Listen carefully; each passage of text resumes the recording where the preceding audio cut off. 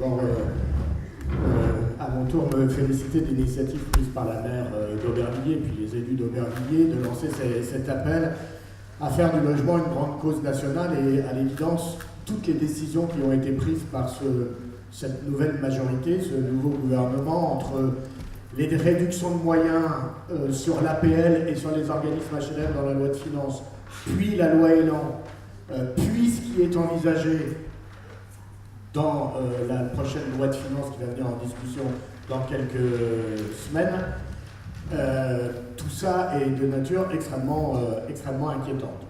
Alors cette semaine, nous avons voté à l'Assemblée nationale en deuxième lecture la loi Elan, sans qu'il y ait possibilité d'avoir un nouveau débat, puisque la droite majoritaire au Sénat et la majorité de l'Assemblée nationale En Marche se sont mis d'accord, ce qui n'est pas très étonnant, que la droite et En Marche se mettent d'accord sur une loi de droite et libérale. Bon, mais ils se sont mis d'accord, ce qui fait qu'il n'y a pas eu de possibilité pour nous de revenir par le biais d'amendements pour essayer d'atténuer un certain nombre de mauvais coups portés.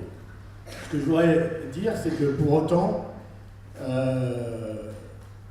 nous sommes en discussion pour faire un recours au Conseil constitutionnel et faire que cette loi ne puisse pas être promulguée aussi rapidement que le gouvernement le souhaiterait, notamment sur une question qui est celle de la rupture d'égalité pour les handicapés.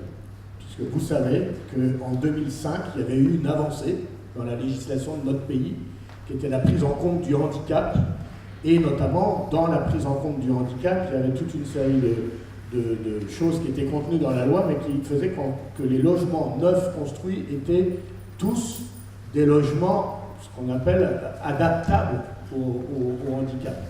Aujourd'hui, il n'y en aura plus que 20%.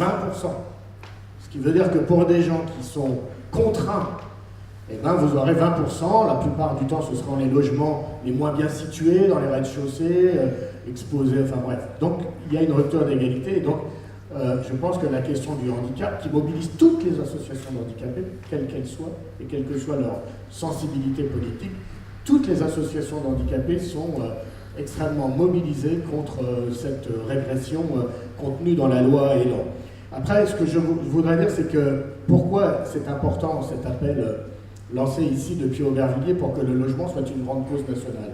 C'est parce que ce gouvernement, qui est un gouvernement hors sol, qui ne perçoit pas les réalités vécues quotidiennement par les Français, notamment les Français les plus modestes, il applique un problème du logement et à la crise du logement dans notre pays, ce qu'il applique sur tous les sujets, c'est-à-dire le libéralisme, mais le libéralisme dans une version ultra, dans une version extrême, dans une version dogmatique. Et c'est un contresens historique. Parce qu'au même moment où ce gouvernement il fait ça, en Allemagne, où on nous rabat tout le temps, toujours les oreilles sur l'exemple allemand, qui n'est pas... Ben en Allemagne, le 21 septembre, il y a à peine 2 semaines, il y a eu un sommet pour faire du logement en Allemagne une grande cause nationale.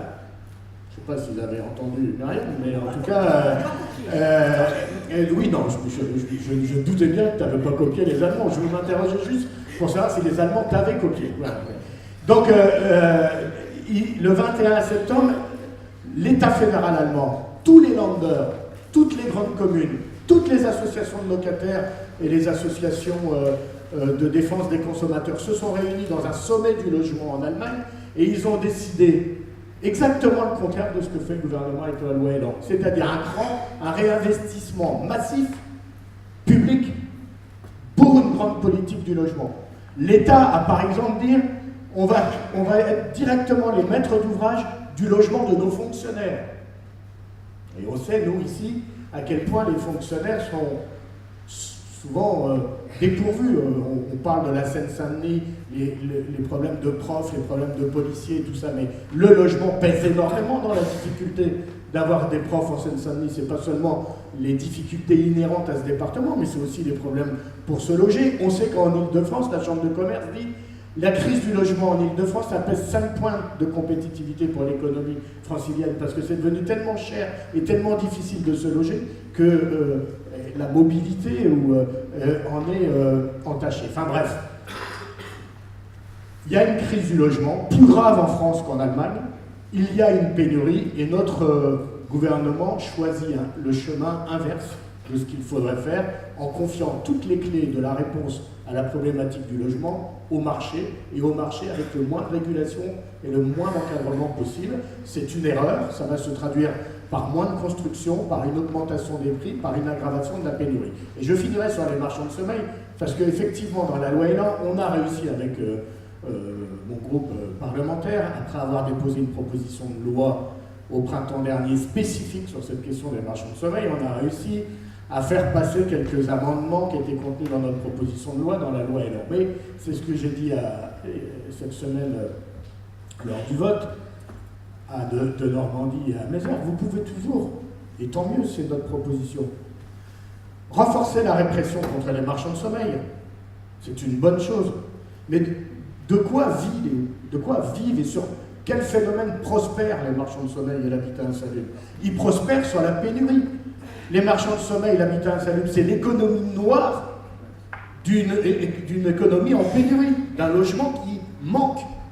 Et donc, tant que vous fabriquerez de la pénurie et tant que vous aurez des politiques qui accroissent la pénurie et les difficultés de se loger, vous ferez prospérer les marchands de sommeil. Alors c'est mieux d'avoir des sanctions, bien sûr, plus dissuasives, mais il faut s'attaquer aux racines de ce qui fabrique et ce qui fait prospérer l'habitat insalubre, à savoir la pénurie. Or, la loi Elan fait exactement l'inverse. Voilà, donc moi je pourrais m'étendre à l'infini, ce que je ne vais pas faire, je vous rassure, mais juste dire que cette initiative est une très bonne initiative. La semaine prochaine, il y a le congrès HLM.